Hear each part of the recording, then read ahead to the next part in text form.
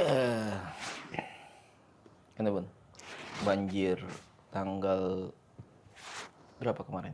20 21 ya, mulai 21 ya banjir ya. 21 sampai 23 yang di Bekasi tuh. Kita ngeliat nggak kamu rumah sampai tenggelam. Iya. Perumahan-perumahan tuh apa Di kabupaten itu. Iya, Nebraska segala macam. Itu sian. Ya, Ya Allah, ya kasihan lah kasihan gimana. lah. Mereka setahun tuh 4 kali katanya di TikTok tuh mereka kan itunya apa viral tuh korban-korbannya tuh penghuninya apa namanya dari 1 tahun 4 kali kebanjiran. Jadi katanya sih diapit 2 kali tuh, kali Bekasi sama kali apa CBL apa sih nggak tahu tuh Cikarang apa coba kali CBL, coba cari perumahan Nebraska itu viral itu. CBL. Bukan BCL ya. Cikarang Bekasi Laut. Nah, perumahan Nebraska. Jadi dia bilang sih waktu beli bebas banjir gitu kalau macem. Terus ternyata pas Bebas banjir ya. iya di Banjir bebas masuk. iya di Flash itu jadi saking bebasnya banjirnya bebas masuk. Oh, Jadi kan kasihan sih kalau si pembeli kasihan ya pasti. iyalah. Pertama kan mereka juga terkena bujukan rayu manis, kemudian apalagi ini judulnya rumah subsidi. Pasti kan inilah agak murah lah ya, agak apa namanya? Harga bagus gitu. Karena kan kondisi sekarang kan salah satu isu di kita nih kan di urban itu kan susahnya mencari rumah yang layak di tengah kota. Maksudnya juga apa maksudnya? Oh, dia arah Cibitung ya Iya, rumahnya. Tuh, lihat tuh. Kalau dari rumah mama aja tuh dari Cikunir ya. dia masuk tol Cibitung. Iya, keluar Dia emang Cibitung. deket-deket sono situ Iya, ya. dari Lalu, Cikarang sana. Iya, maksudnya kan di tengah isu rumah yang lagi sulit, para pekerja itu kan pekerja-pekerja kelas menengah ke bawah kan agak sulit lah mencari rumah yang layak dekat kantor. Padahal kan idealnya itu kan kalau secara urban planner itu kan kalau nggak salah ideal coba ideal jarak kalau nggak salah 30 menit nih sekali perjalanan. Jadi sebetulnya PP itu harusnya cuma jarak ideal kantor ke rumah. Tuh 10 kilometer. Kalau di urban planner enggak kan harusnya seperti itu ya. Saya iya, 10 iya. 30 menit lah ya perjalanan lah ya semacet-macetnya.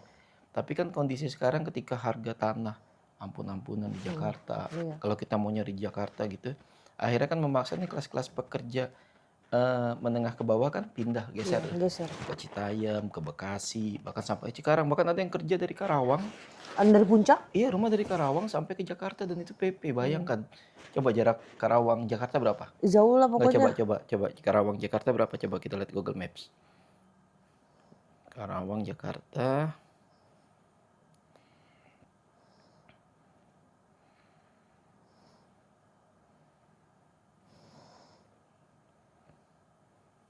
Enam- 1 sampai 3 jam.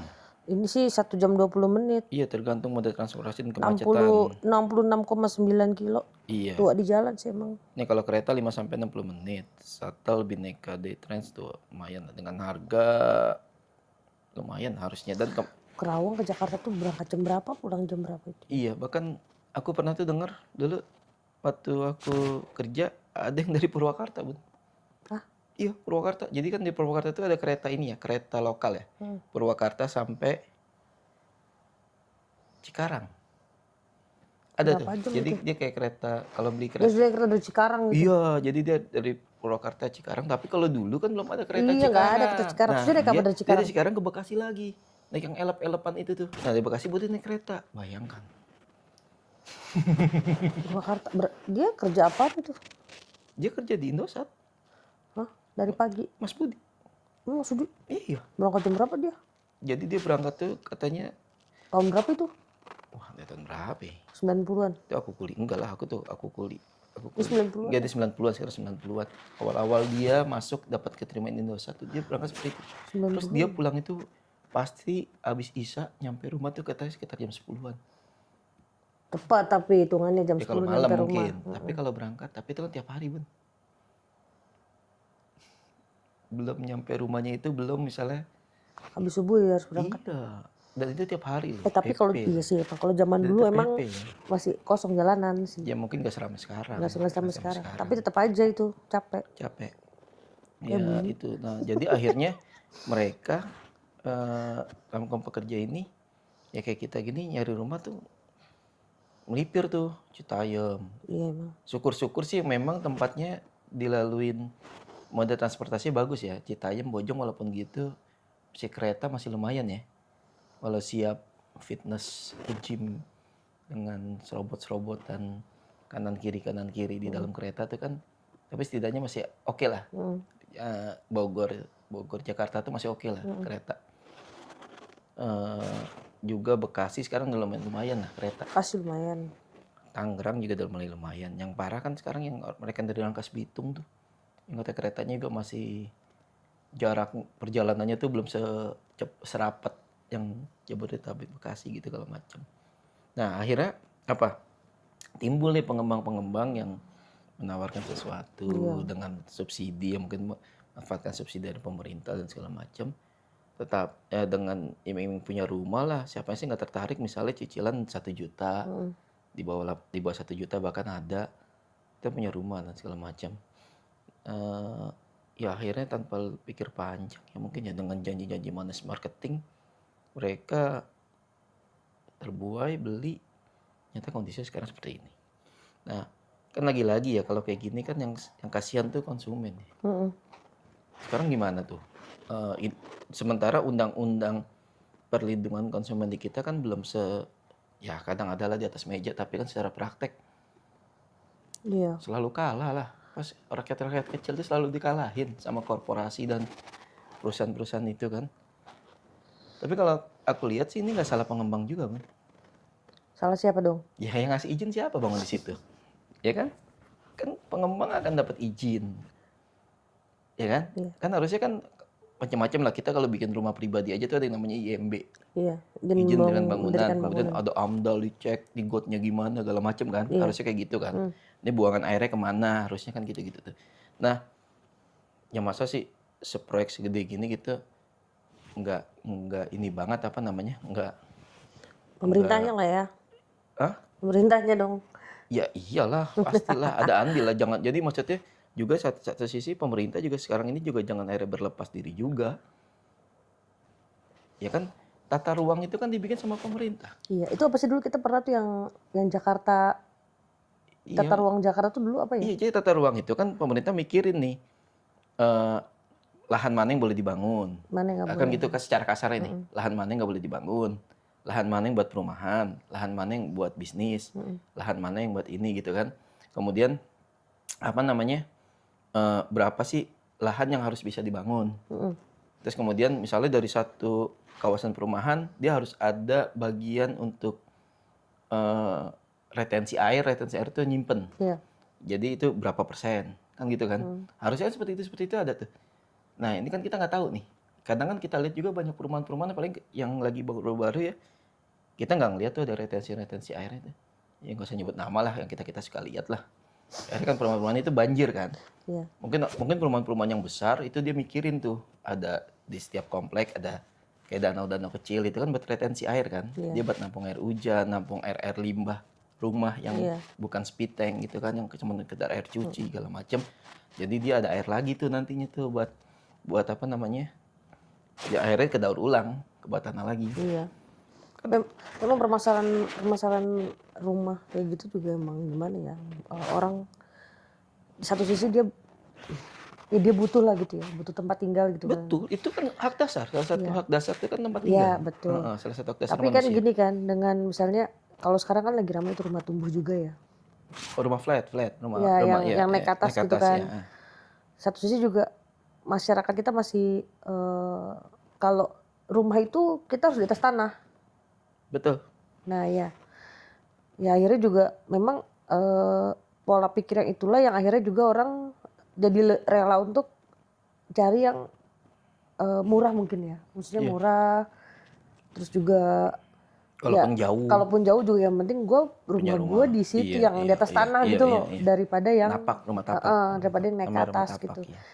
Memang ya apa ya maksudnya tapi memang kalau di negara kita oke gak sih kalau rumahnya naik ke atas gitu? Harusnya oke. Tapi kan Singapura, dengan dari segala segala macam bencananya yang ada di negara kita ya.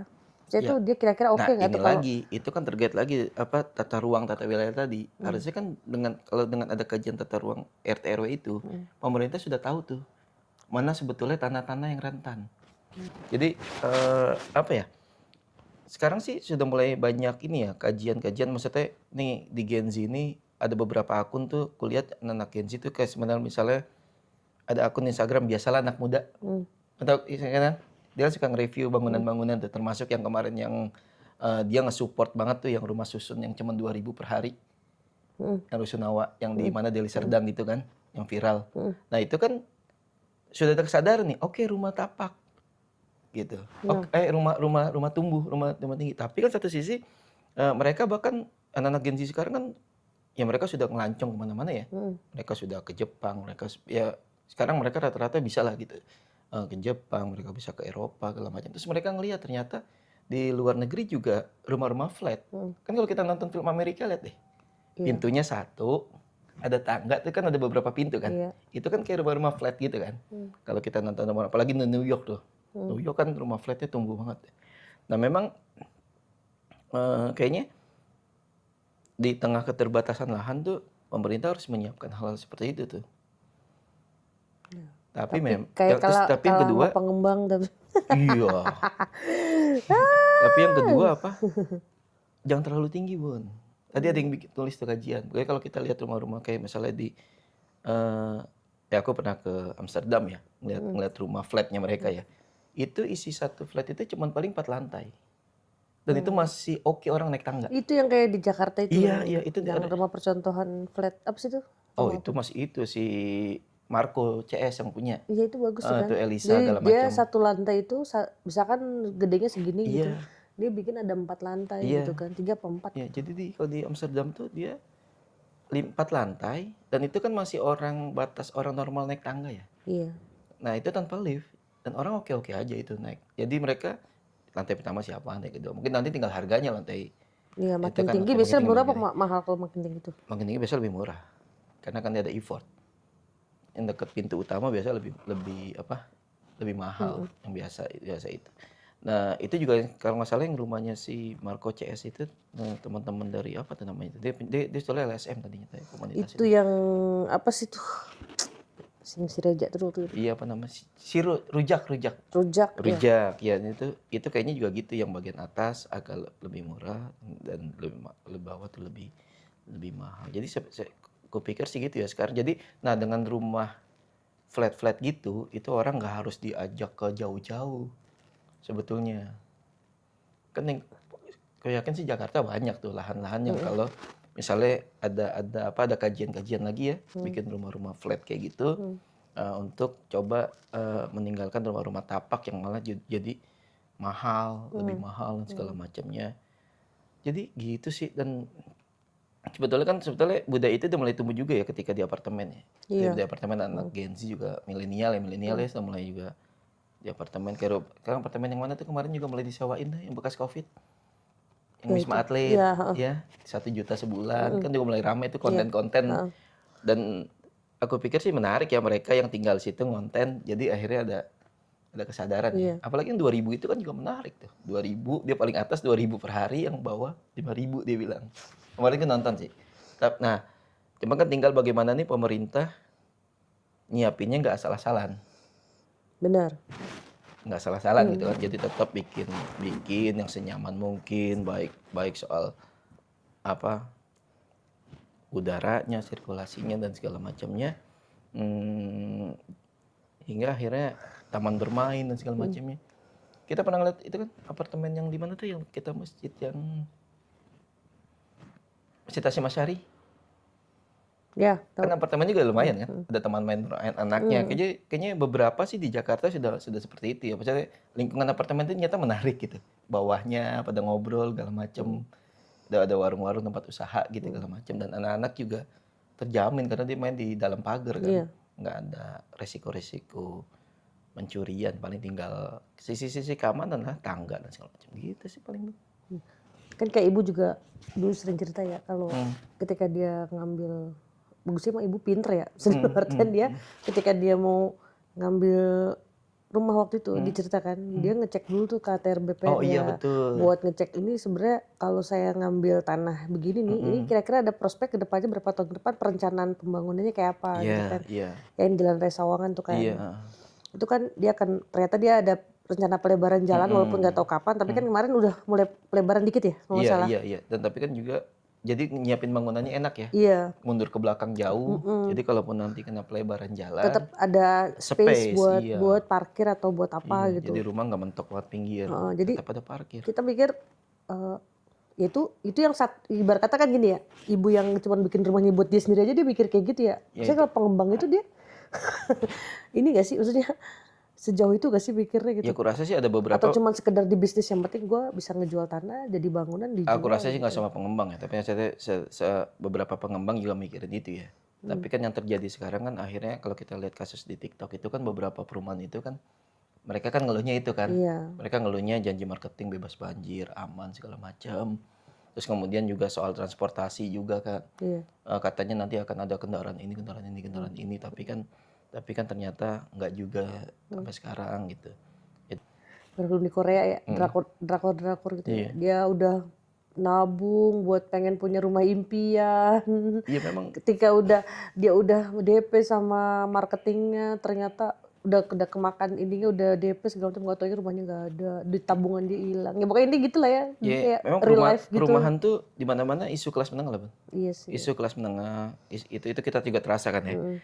Maksudnya gimana sih pengen punya rumah dan segala macam itu kan juga sebuah perjuangan dan sebuah yang inilah. Asli isu perumahan tuh dimanapun itu jadi apa namanya isu dari kelas menengah. Bahkan kemarin di New York kan siapa tuh si wali kota yang baru kan mau siapa namanya wali kota baru New York tuh yang lumayan berani lawan Israel tuh. Coba wali kota New York baru. Aku lupa lagi namanya. Karena kemarin sempat. Ini nih Zohran Mamdani. Salah satu program unggulannya adalah menahan harga sewa rumah untuk masyarakat New York. Dan itu maka dia terpilih karena tiap tahun ya kan kalau di sana tuh budaya sewa tuh biasa, Bun. Naik. Iya, maksudnya mereka tuh biaya sewa rumah tuh biasa gitu. Dan itu tiap tahun biasanya harganya naik. Sewa rumah tuh pasti ngontrak. Kontrak, iya, okay. sewa rumah rent gitu. Nah, akhirnya dia salah satu ininya adalah apa? Salah satu program utamanya adalah di kampanye itu menahan bahkan atau menghentikan laju harga rumah di Gimana New York. caranya? Ya nggak tahu. Entah Itu dia kasih emang subsidi. dia ngontrak itu dari itu pemerintah. Maksudnya itu ngontrak itu Bisa jadi ke pengembang, bisa jadi apa? Tapi kan pemerintah akan punya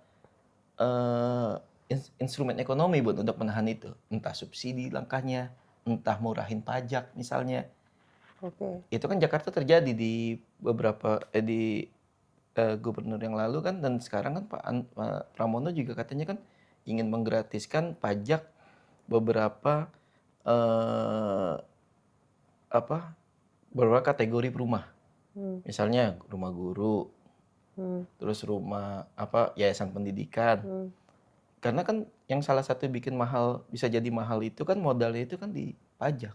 Iya sih. Nah dengan itu kan nanti bisa lebih murah. Itu instrumen pemerintah lah. Kita nggak tahu nanti dia gimana, dia ngasih subsidi kayak macam-macam. Termasuk rumah-rumah kita kan juga ada banyak rumah subsidi kan dari pemerintah. Nah itu salah satunya itu. Jadi mungkin satu sisi negara ini mau ikut ambil ya, negara ikut andil, tidak ngelepas ini semua ke pasar. Kan kalau semuanya dikasih lepas ke pasar kan bahaya. Iya, tapi memang pasar juga udah banyak yang apa? Ya. Ini benar-benar podcast Pillow Talk sih sebenarnya. Iya, ya pasar. Udah ngelantur. Iya kayak gitu, maksudnya negara tuh mau ikut andil. Apa sih bahasa politiknya ya? Apa bahasa politiknya? Cawe-cawe. Ayo, aku ditebak-tebak kata. Bukan, ayo coba, ayo. Apa? Lupa lagi Nggak usah pakai subsidi. bahasa politik lah. Pakai Enggak, bahasa itu harusnya familiar loh. Negara ikut andil, negara ikut campur. Adalah dor. cara Gitu ya. gitu. Iya. Jadi soal perumahan tuh kayak kasihan lah, kita kasihan si pembeli, mungkin dia sudah bayar DP, sudah bayar. Dan yang kita nggak tega kan misalnya di kelas-kelas menengah kayak kita ke bawah itu kan belum tentu rumahnya itu diasuransiin. Betul. Kalau misalnya rumah-rumah mungkin orang high class itu kan diasuransiin, makanya ketika beberapa kemarin anggota DPR yang tajir-tajir itu kayaknya rumahnya diapa kan mereka sepertinya ya nggak terlalu rewah juga. Bisa jadi ada asuransi yang nge-cover. Dan katanya bahkan ada yang bilang jangan-jangan nilai asuransinya lebih gede daripada yang dirusak gitu kan. Ya gitu. Nah kalau kayak itu kan kasihan, mereka harus pertama nanti bayar cicilan lagi. Itu ya aku juga mikir ya, itu kan dia habis itu kayak udah lautan gitu ya. Betul. Nah itu tuh gimana itu? Itu apa ya? Ibarat kata nanti kalau ketika tuh air tuh surut, itu gimana? Apakah itu nanti ada bantuan dari Nah, pemerintah kah atau ada dari apa developer masih tanggung jawab apa gimana tuh Iya kalau kan, udah kayak gitu tuh? kan kalau misalnya ya nggak tahu, harusnya sih ini bisa digugat ya. Ada beberapa instrumen hukumnya harusnya. Kayak TPPU ke mana menggugat misalnya bukan TPPU harusnya. Pokoknya harusnya bisa digugat Kan nih, tadi Bun. kan dia kan tadi ya, yang kata di Kompas ya, Kompas Iya, TV iya, apa iya. tadi? Tadi kan wawancara ya orangnya kalau bisa dapat direlokasi dia bukan itu mah di Bandung ya. Itu yang di Bandung yang Yang maksudnya yang daerah apa namanya? Cianjur ya. Iya, harusnya sih Apa bisa yang di Bekasi digugat kan ya. juga. Karena kan jatuhnya bisa bilang jadi nipu kan kalau dia bilang nggak banjir tapi banjir gitu kan. Iya. Itu kan harusnya bisa digugat ya. Harusnya ada sih instrumen hukumnya, harusnya ada yang bisa gitu. Tapi kan misalnya juga di sini kan ya itu tadi aku bilang makanya harusnya baiknya sih pemerintah, bukan harusnya lah, baiknya lah, mungkin juga pemerintah lagi nyiapin, siapa tahu. Siapa tahu husnuzon aja Husnuzon kita. aja kita berprasangka baik aja. Baiknya tuh pemerintah di sini ikut andil, misalnya mempertemukan antara Pihak si yang pengembang, pengembang ya misalnya karena ini butuh perbaikan banyak, misalnya kan ya si pengembang sambil benerin sekitarnya.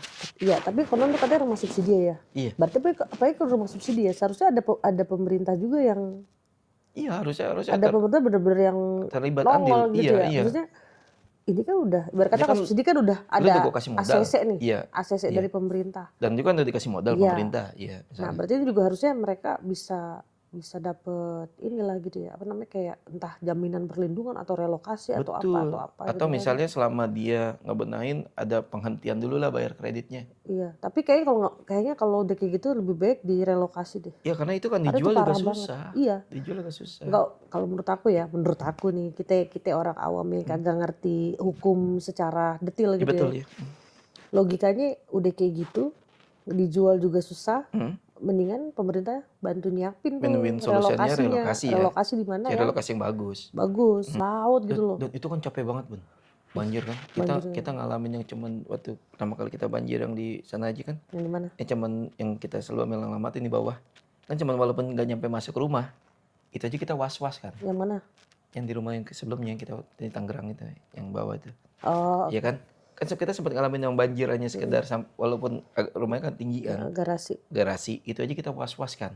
Ini apa barang-barang gimana ya gitu karena kan. dia posisinya itu kan kayak rumah mama. Kan kalau kamu perhatiin tuh dulu nih ini udah mulai nggak kelihatan ya. Iya. Maksudnya itu udah hampir entah tanahnya turun apa gimana. Iya. Kalau dulu tuh kelihatan loh ya. Ini rumah mama itu kan dia begini tuh dia di dalam kayak cekung. Jadi tuh ada yang daerah-daerah wilayah yang tinggi tuh kayak yang jalan kampung tuh yang belakang. Iya. Itu dia kayak dikelilingin gitu tuh. Makanya dari dulu emang udah nggak sering sih, tapi kalau udah hujannya parah emang banjir. Tapi emang nggak sampai masuk rumah, jalanannya aja. Ya mungkin juga tanahnya turun. Yang sering masuk rumah tuh yang daerah depan. Betul. Tanahnya turun kan, kamu nggak sendiri kan sekarang padat banget. Dulu tuh masih banyak lapangan, ada apa. Nah itu yang lapangan dibikin apa? Klaster. Nah itu kan ibarat kata itu kan lapangan udah buat lapangan aja harusnya Harusnya gitu kan ya. fasilitas umum ya. Iya, harusnya ada fasos-fasom kan. Tapi itu dia dibangun klaster lagi, nggak tahu tuh tanahnya akhirnya dibeli sama Tapi kan warga. harusnya nggak boleh ya. Harusnya nggak boleh. Harusnya ada bagian yang dikosongin gitu kan, entah buat tampungan atau apa. Tapi itu nggak dibikin klaster. Dan aku lihat kan di perumahan-perumahan kayak gitu aja kan tuh nggak ada retensi air itu. Iya, itu sekarang ya itulah begitu. Buangan air kemana kan gitu. Itu kan kalau rumah kayak gitu kan nggak ada tanah kan? Betul. Tanahnya habis sudah buat ini, habis udah buat apa namanya, di semen semua buat rumahnya. Iya, Salah satunya paling selokan. Tapi selokan pun juga kalau Ya tahu lah cuma selokan segede gitu kan Kalau kamu lihat kan. kalinya bisa lebih tinggi dari selokannya. Berbalik lagi airnya. Iya, tanggulnya untung tuh nggak jebol sih kemarin. Iya, Tuh kalau jebol alhamdulillah tuh lah. kayak waktu pas Kita pernah kita ngerasain lebaran tuh. lebaran tahu-tahu Hari lagi kedua. hari kedua. Hari kedua. Niatnya silaturahmi malah main Iya, ngobak kita. datang kering, Pulang basah. pulang sedengkul. Padahal harus hujannya cuma terjang sebentar gitu. ya. Iya, hujan sebentar. Atau gitu karena tanggulnya jebol. Ya, aku bilang ya memang gimana ya, udah susah juga. Apalagi kalau orang udah, tapi ya itu emang nggak pernah sampai sedengkul doang paling sih kalau banjir di Iya, sana sedengkul tuh. doang. Cuman ya tapi tetap aja gitu. Effort banget gitu kan. Ya, semoga nih lah yang rumah nih semoga pada dapat solusi terbaik lah. Iya. Utamanya kepada si korban, Ya. si pembeli dapat solusi terbaik. Nah Dapat kalau yang di itu gimana ya? ini mana? Yang kayak misalkan kan kemarin banyak nih kayak yang di Seng ambles gitu kan. Terus yang di Bandung yang kena longsor segala macam. Ya kena longsor itu kan ya pemerintah harus relokasi, bener kata tadi si ibu itu kan. Sebetulnya korban-korban itu udah siap. Cuma sama ini mereka mau pindah kemana kalau nggak ada arahan, Iya sih benar. nggak Apakah ada yang bangunin. pemerintahnya lambat atau gimana ya? Ya walau alam lah, kadang kita tuh Ada udah kayak itu ya. Kalau dilihat-lihat ini Indonesia baru awal tahun udah sibuk banget sama bencana gitu, banyak sibuk banget. banget. Dari akhir Desember sampai awalnya. Ya semoga sih nggak berlanjut ya. Iya, Semoga capek. nggak berlanjut. Ya, bukan capek, kitanya juga Mental ya. kita juga kena mental yang kita nggak ngerasain aja kena mental. Jadi yang rame survivor survival 7 hari. Dan itu iya tuh, dan yang ramai di medsos tuh pun kondisi-kondisi ini dikaitkan tuh Iya. sama si pernyataan siapa tuh? Dharma Parengkun. Belum. Belum beliau. Jadi viral lagi soal ancaman blackout 7 hari. Ya. Ya kan? Banyak yang lagi rame. Nggak pernah pernyataan dia kan mereka 7 rame tuh kan. Itu tahun berapa sebetulnya kan? Nih. Pernyataannya itu sekitar tahun Kembali rame karena apa? Karena kemarin itu sekitar berapa minggu, pokoknya awal Januari itu temanku tuh di grup SMA bilang,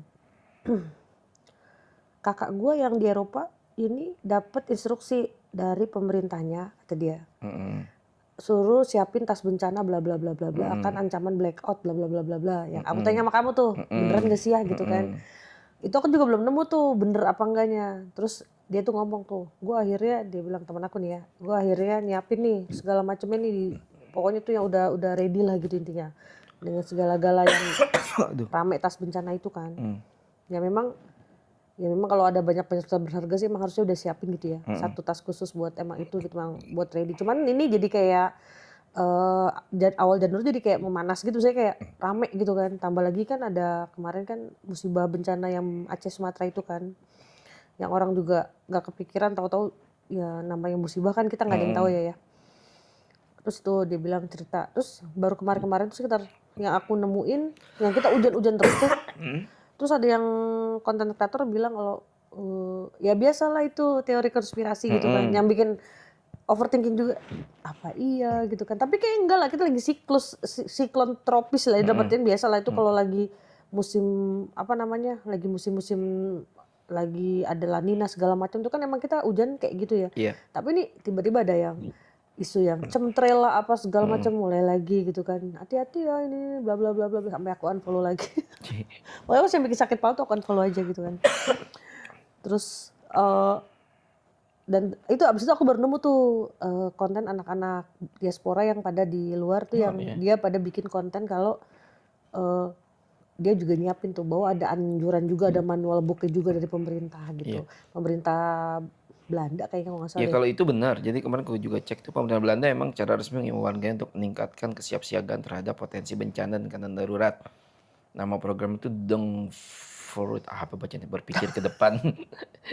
Jadi itu dikeluarin November 2005, bahkan panduan pusik dikeluarkan. Tapi itu kayaknya wajar ya, karena mengingat yang aku bilang itu posisi jadi warga Belanda yang di bawah permukaan air laut. Jadi mungkin ada siklus apa namanya badai-badai di laut itu, mungkin khawatir terjadi apalah gitu sehingga akhirnya tuh berpengaruh sama kondisi kanal-kanal di Belanda, mungkin itu ya. Iya nggak sih? Kalau aku sih berusaha logis sih. Kalau sini sih tujuannya warga diminta mampu bertahan hidup sendiri selama setidaknya 72 jam atau 3 hari jika terjadi situasi darurat. Seperti pemadaman listrik, serangan cyber, banjir. Panduan ini keluar karena peningkatan resiko keadaan darurat global, Bun. Jadi Oh, ketegangan geopolitik nih, sekarang geopolitik ketegang nih. Rusia sama Ukraina kan di Eropa belum kelar. nah iya. Terus, Belum lagi ada tambah lagi Amerika dengan Eropa nih. nah terus kan juga ada ya yang lagi ya itu aku sih nggak tahu ya bener apa enggak ya, yang katanya stasiun radionya Rusia yang kalau apa sih kalau dia bahas itu stasiun radio yang kiamat apa sih gitu, dia akan kayak ngeluarin kode-kode sandi kalau itu ada apa namanya, udah gitu ada juga kemarin kata diputer lagu Swan Lake, katanya mitosnya itu kalau entahlah itu bener apa enggak, misalnya itu kalau diputer Swan Lake itu biasanya tuh dia kayak kode bahwa ada situasi yang apa di internal Rusia bla bla bla Black bla Swan. gitu. Swan Lake apa Swan Black Lake. Swan ya? Black Swan Enggak kali. lagunya, emang ada emang Lagunya. lagu Black Swan ada. Nggak tahu lagu apa sih Swan Lake. Kayak lagu klasik gitu loh. Nggak tahu lah itu, pokoknya ada swan-swannya gitu lah. Lagu Swan Lake. Ini kayak gini. Yang tanya apa yang di stasiun radio Rusia. Kemarin ya aku nemu kontennya kayak gitu. Nah itu sampai yang aku ada apaan sih nih? Maksudnya ini apa bener gitu yang Iya bener. Swan Lake kan? Bener kan? Swan Lake. Iya, jadi tuh itu Karyanya tambah lagi Tchaikovsky. Tchaikovsky. Ya itu apa itu berhubungan apa gimana gitu kan, kita juga nggak tahu ya. Tapi juga kemudian kan ada juga yang komen netizen lah ya bilang Indonesia mah kalau blackout masalahnya kita listriknya nggak terpusat gitu kan, ada ini masing-masing. Enggak, kalau gitu itu kan masalahnya kita tuh di Indonesia tuh udah terbiasa survival sendiri. Nyinyir. Jadi Nyinyir. kita kan apa-apa terbiasa survival sendiri. Tapi baru rame baru datang tuh biasanya tuh polisi India. Polisi India. Oh, Tuan Kapur. Tuan Kapur baru datang di situ. Oh, Pala Dusing. Malah dusik. Tapi bagus ya maksudnya secara dasar memang tuh harus disiapin ya. Iya, emang sebenarnya malah harusnya edukasi itu bukan dari influencer sih, dari Dan pemerintah. edukasi itu harusnya juga nggak ketika ada bencana aja. Iya. Ketika nggak ada segala macam itu harus disiapin. Ya kayak kita aja di sini kan belum tentu juga punya kotak P3K. Iya. Kalau misalnya ada luka kan kita nyari betadine aja harus belanja dulu ke warung. Dan itu lumayan. Ingat kita waktu itu si Rosan palanya kena tembok kan, yang bercanda sama adiknya sininya robek kan. Kita lumayan panik tuh. Pertama nggak ada perban, nggak ada betadine ya kan. Kita tuh harus keluar dulu ya kan, itu jadi butuh waktu mungkin kan, harusnya bisa segera penanganan tapi kan jadi nggak ini. Di kita kan gitu tuh, hal-hal dasar itu kadang di kita suka lupa tuh. Di kita aja misalnya dan itu umum. Kotak P3K kita isinya tolak angin ya. Tolak angin. Kan harusnya kan tolak P3 itu ada perban, Tolak angin sama Panadol merah, ada apa pun kasa ya bun Iya, ya, ada standar. betadine, alkohol. terus kemudian juga misalnya yang buat ada tuh kalau kita luka sebelum dijahit dia kayak itu dulu ya, kayak jaring-jaring gitu ya. Kemarin Kasa. kita ya kasa gitu ya. Itu bisa juga, atau misalnya kalau mau agak high lagi itu kayak ada kayak petinju tuh bun. Kalau petinju itu kan kalau dipukul sini kan suka pecah ya. Terus dia bisa main lagi kan. Itu kan dia kayak dikasih balsam tuh. Dia tuh kayak ngentiin apa? Pendarahan. Tapi lubangnya tetap enggak ke ini, tapi secara itu nanti setelah setelah dia bertanding baru biasa dijahit. Itu sih harusnya kita emang diimbo-imbo kayak gitu. Nah, itu kan masalahnya jangankan hal yang dasar P3K gitu, Bun. Ya, enggak Bang, bukan. Ya yang dasar aja lupa, akhirnya kita tuh sering himbauan-himbauan yang kayak misalnya mau terjadi bencana dan segala macam itu kan kita juga akhirnya lupa. Iya. Kenapa misalnya bencana di Indonesia tuh lebih banyak korban jiwa? Karena kita nggak pernah ada panduan mitigasi, setauku. Lemah, mungkin ada, tapi lemah. Misalnya ya kalau kita misalnya negara-negara maju di Jepang kan, di Korea kemarin kita juga pernah lihat film, misalnya film Jepang, film Korea tuh, mereka kalau ada hujan dikit dan potensi misalnya tsunami kan sudah masuk ke HP. Dan itu masuknya kan biasanya enggak 30 menit. Sebelumnya bisa 1 jam, 2 jam. Jadi mereka berkemas tuh. Jadi kalau misalnya pun terjadi bencana, ya yang rusak hanya bangunannya atau apa, properti gitu. Tapi secara Tidak memakan korban jiwa. Iya, itu kan berarti kan secara nyawa dihargai banget ya. Kalau mungkin bangunan, siapa sih mau bedain bangunan? Kalau kita nyawanya dihargai nggak sih? kita hanya statistik kan kemarin cuma dibilang baru segini, cuma segini gitu kata pemerintah. Terus apalagi kata yang parah tuh ketika di Aceh awal-awal, itu kan cuma ramainya di medsos saja. Tapi Granit Lancana sampai sekarang aja kan ternyata 1.000 lebih yang korban jiwa. Kemudian katanya juga masih ada yang hilang ya, belum ketemu. Gitu. Belum lagi ya rusak-rusak fisik lah bangunan. Coba ada data terbaru apa namanya korban Aceh, korban Sumatera lah. Nggak, aku lagi nggak Google itu. Iya, terus kemudian yang ya kan terjadi lagi ya ada di bencana yang di mana Cisarua itu kan. Mungkin juga nggak ada notifikasi ke masyarakat, maka ada longsor. Emang longsor sih nggak bakal orang tahu, tapi kan setidaknya kalau kita memakai sains atau misalnya apalah gitu ya, kan ketika ada potensi hujan tiap hari harusnya kan sudah tahu ya, ini hati-hati nih, ini tanahnya di sini, nah gitu kan, harusnya kalau ada pengukuran kayak gitu kan. Kalau ngeliat kita nggak tahu ya di luar negeri tuh kayak gimana. Tapi kalau ngeliat kayak drakor atau film-film sana gitu kan, dia tuh kayak ada misalkan kayak gunung gitu ya, itu ada post rangernya gitu kan. Nah itu post ranger itu berfungsi kayak sebagai pemantau kondisi alam gitu. Iya. Jadi misalkan ini lagi hujan lebat nih di posko ini gitu misalnya gitu. Ini itu dia akan ada laporan, terus itu dia akan ada prediksi kira-kira bakalan ada banjir atau apa Betul. gitu. Ini karena hasil nonton film ya. Betul, iya. Kita nggak tahu ya apakah kenyataan sana Iya. seperti itu apa enggak. Tapi kan mungkin Tapi ya kan bisa film kan berangkat dari kisah nyata. bisa jadi mungkin ya. Tapi Iya, maksudnya kecuali film kita fantasi ya. kita ada yang kayak gitu nggak ya? Maksudnya mungkin ada tapi seberapa didengarkannya kah gitu kan? Ada. Misalnya kan sekarang kita juga lumayan kan memantau BMKG lewat Twitter kan. Iya. Ada potensi gempa, kemudian ada potensi tsunami tapi bisa ditarik lagi. Tapi masalahnya kan ada nggak sih alat yang efektif misalnya tanpa harus lewat Sosmed. Twitter? Jadi kan kalau kita lihat itu kan bisa masuk ke HP masing-masing. Apalagi kan sekarang aku yakin lah 80% penduduk Indonesia megang HP. Dan penetrasi media sosial kita kan juga gede ya. Harusnya kan maksudnya masyarakat tuh nggak gaptek amat. Tapi kan lagi-lagi informasinya masuk nggak? Karena aku inget tuh waktu di Jakarta Timur tuh, waktu aku SMA tuh kan belum ada media sosial ya. Aku tanya tuh temanku, kalau misalnya banjir kan belakang SMA aku tuh Kali Ciliwung. Terus kemudian tuh dia pasti lokasi banjir tuh. Karena aku kalau main ke rumahnya, lah itu Ciliwung dekat banget. Iya, kalau banjir gimana? Kalau banjir kita tuh ada ini nanti telepon dari Bogor biasanya pintu Bogor, telepon ke pos itu, nanti pos itu nggak boleh ke RW lewat telepon juga. Nah nanti mereka bikin sirene tuh Bun. Jadi ada sirene misalnya bunyi berapa kali gitu. Kayak Morse gitu ya? Iya, ya pokoknya bunyi berapa kali nanti itu berarti masih 3 jam lagi nih air nyampe. Nanti semakin deket air nyampe mereka akan ada email. Itu kan menarik ya, maksudnya Itu tahun berapa itu? ya itu aku SMA kan 90-an ya, Sekarang masih ada nggak tuh? 92.000. Ya sekarang via WhatsApp. Tapi kan kayaknya masih bagusan kalau ada suara lagi ya.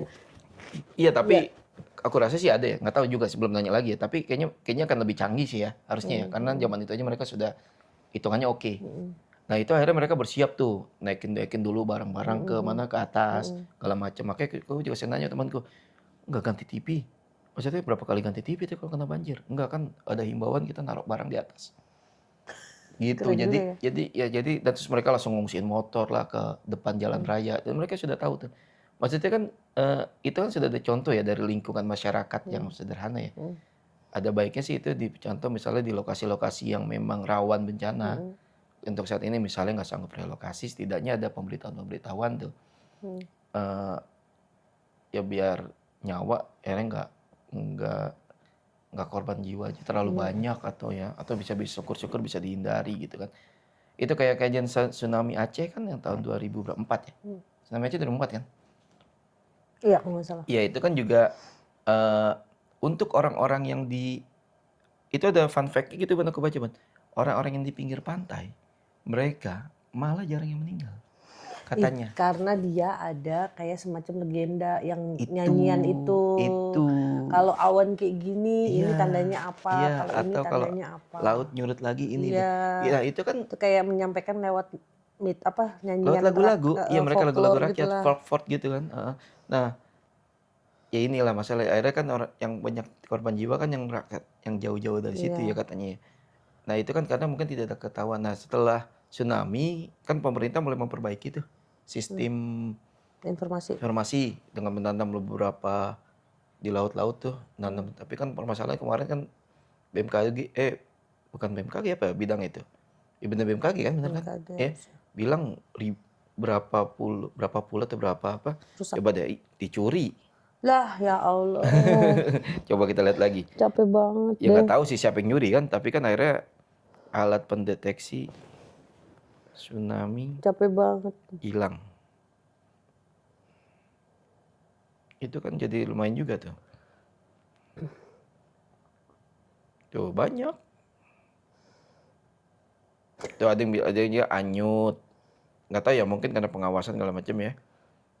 Tuh kan di wilayah pesisir Sumatera menurut BMKG Aceh pada Mei 2005 hilangnya alat ini berdampak 2025 apa 2025 peringatan dini itu jadi mempengaruhi detail informasi. Ya.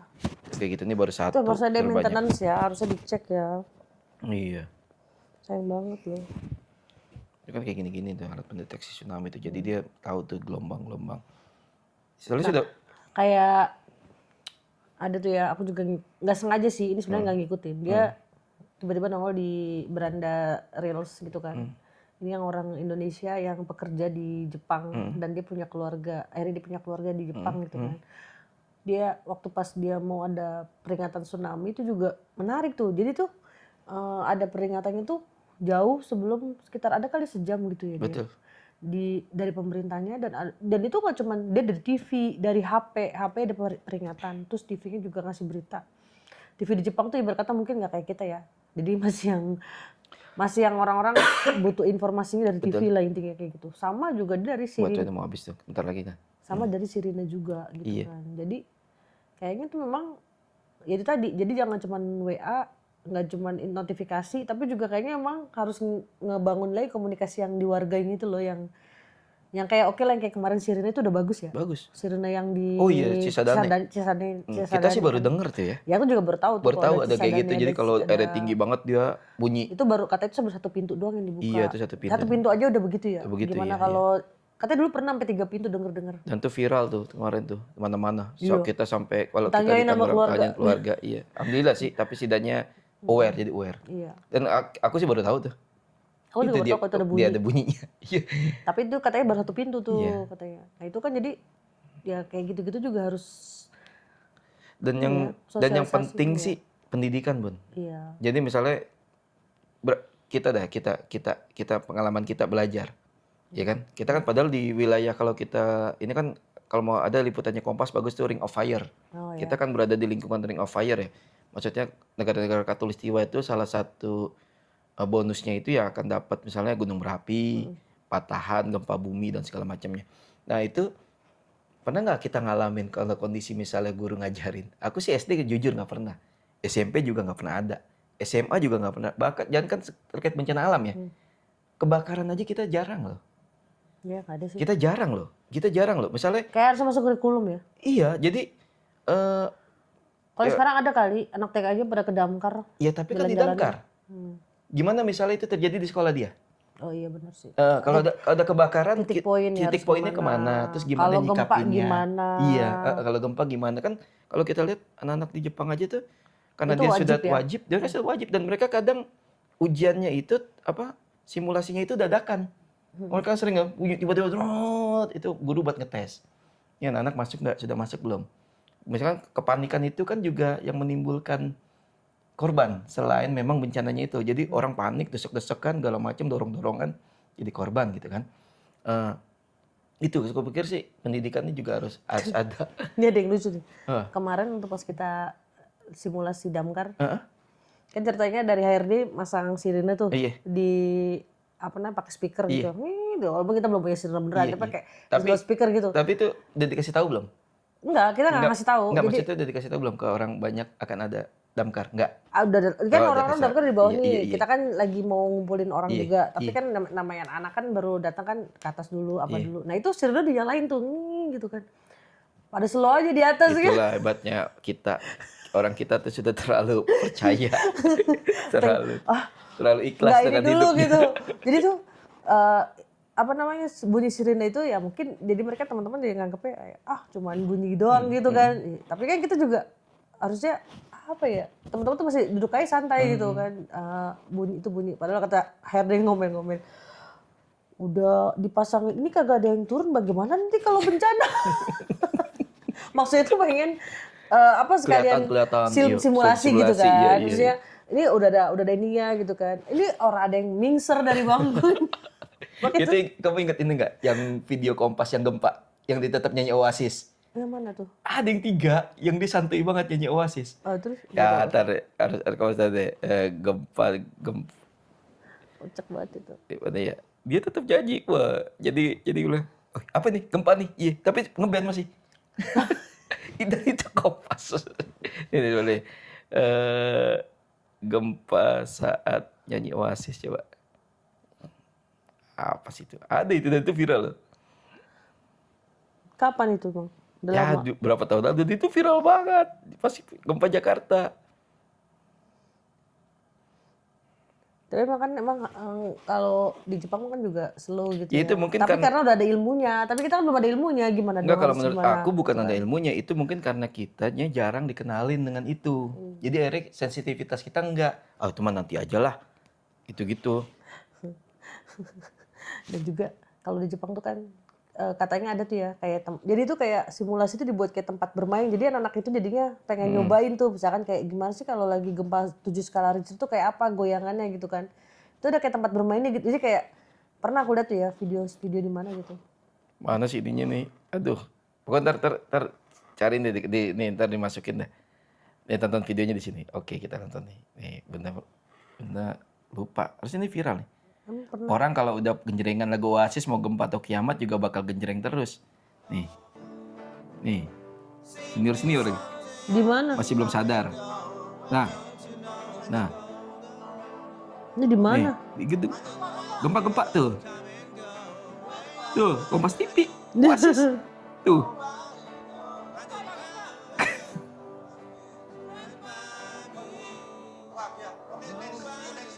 Sempet-sempetin nutup acara.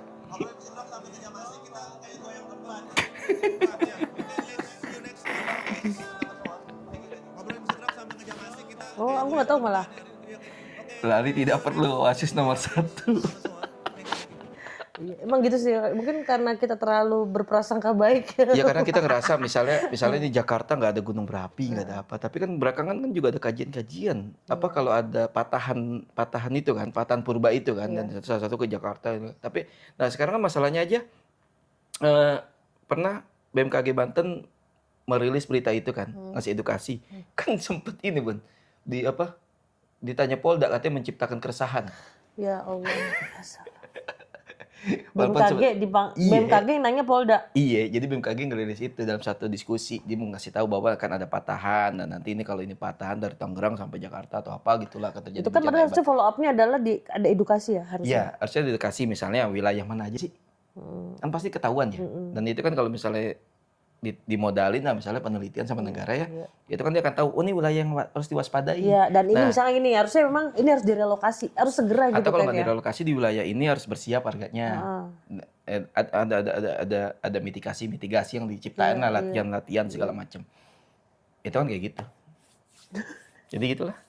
Ya udah. Kita semua harus perlu melek pada bencana, tapi ya kalau mau tahu seberapa dahsyatnya Indonesia dengan ini, Ring of Fire ya bagus ya. Kompas TV itu waktu itu. Kita Bukan Kompas TV, itu si Watchdog. itu Kompas, Ring of Fire itu Kompas. Bukan Kompas ya. Ring of Fire, dia kan bikin buku juga tuh si Muhammad Afif itu. Ring of Fire, bahwa Indonesia nih sebetulnya di beberapa wilayah ya itulah ancaman-ancaman yang akan terjadi di Indonesia. Intinya sih kita masyarakat butuh edukasi. Jadi jangan cuman dibilang ini meresahkan masyarakat. Iya itu kita resah bersama gitu. Cuma tapi mitigasinya itu kita harus gimana? Yang kasihan gitu. ini loh, masyarakat sudah jadi korban, nggak dikasih tahu, tiba-tiba disalahin. Itu kan nyalain gimana tuh? Iya maksudnya, ya lu aja tinggal di situ. Nah kan dia nggak tahu. Iya, betul. Iya kan? Kita nggak tahu juga. Nggak tahu. Ini apakah gimana ya? Iya, misalnya juga yang masyarakat bikin rumah di bantaran kali Bun, itu kan terjadi pembiaran. Iya. Giliran Giliran direlokasi marah-marah ya. bukan ya bisa jadi itu wajar karena mereka selama ini nggak pernah dapat. Iya bener sih. Atau selama ini mereka diizinkan bangun, ya kan? Iya sih bener. Diizinkan bangun. Coba kalau misalnya mereka ketika lagi bangun, Pak ini nggak bisa nih tanah gini gini gini gini gini gini gini, gitu kan? Itu kan beres. Tapi masalahnya, Ya kayak KDM waktu dulu awal-awal ya. iya, Sampai soalnya yang kok lu tahu ini malah dikasih izin iya, gitu. iya itu kan Gitu bagus ada tuh. ya Jadi kan sebenarnya. si mutual, ya permasalahan ini kan lagi-lagi ke si pemberi ruang, ke si pengasih izin dan segala macam. Kalau izin dari awal dikasih, masyarakat juga nggak bakal tempatin kok. Iya. Harusnya ada jelas pokoknya Tri, ada perencanaannya mau kayak gimana terusnya ada ya Betul. tata ruang Iya. itu kan Kan bisa ya ada. udah masyarakat bangun, mahal, rugi, tiba-tiba disalahin, jadi korban sendirian. Iya. Itu Udah kan, gitu ya buat apa lu jadi pemerintah gitu kan? iya, Kan digaji dari duit betul. duit kita Harusnya kan juga memberi gitu kan. keamanan. Betul. Oke, Bye bye. 56 menit. Ya, jam mau 15 Terus jadi menit. motongnya gimana nanti nih kalau Ya udah sejam aja nonton, semoga pada nonton betah.